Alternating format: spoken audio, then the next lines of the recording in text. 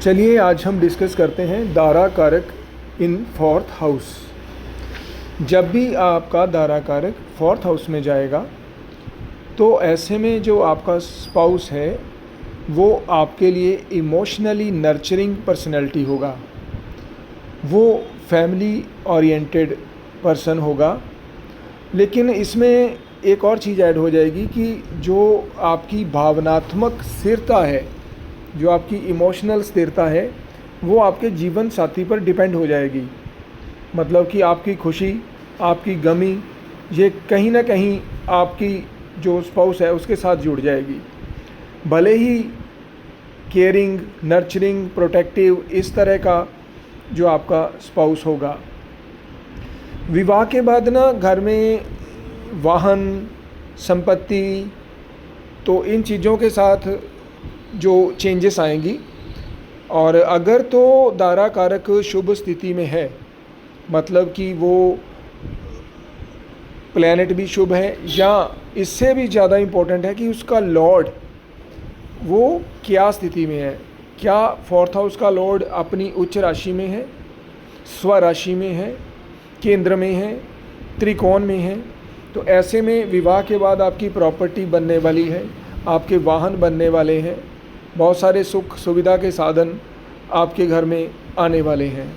लेकिन अगर यही जो फोर्थ लॉर्ड है वो प्रॉब्लमेटिक है, वो 6th, 8th, 12th में है, या किसी भी तरह की एफ्लिक्शन में है, या वो रिट्रोग्रेड है, तो ऐसे में प्रॉपर्टी से संबंधित नुकसान या वाद विवाद, प्रॉपर्टी के साथ संबंधित, घर का वातावरण अशांत, ख़ास तौर पर सास से अगर बहू है दारा कारक, आप पुरुष हो तो मदर के साथ प्रॉब्लमेटिक रिलेशन रहेंगे।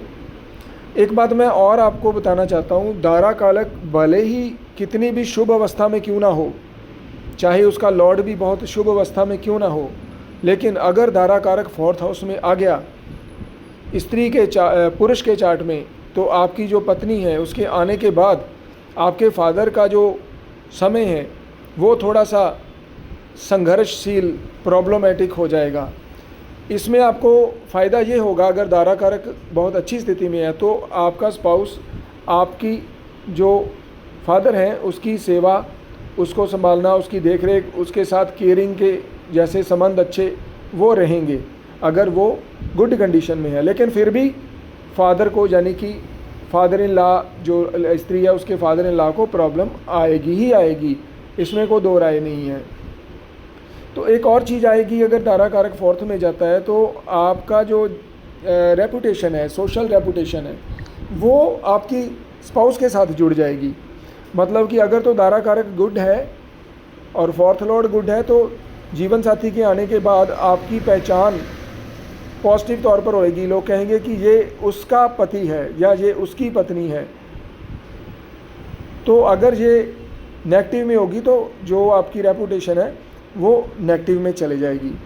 तो एक बात और नोट कर लें, अगर चंद्रमा लगन में है और दारा कारक फोर्थ हाउस में है तो चंद्र से चौथा दारा कारक, तो ये ऐसी स्थिति हो जाएगी कि जब फोर्थ हाउस से संबंधित जो चीज़ें हैं, जैसे संपत्ति है, सुख साधन के जो आपके पास साधन हैं, वाहन हैं, वो सब होते हुए भी आपको उनका सुख या मानसिक सेटिस्फेक्शन 100% मिलेगी अगर चंद्रमा से चौथा हाउस में दारा कारक है। मीन्स लगन में जो है वो चंद्रमा है और दारा कारक जो है फोर्थ हाउस में है।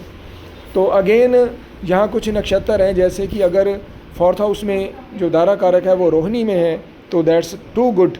उत्तरा फाल्गुनी में भी गुड है, हस्ता में भी गुड है।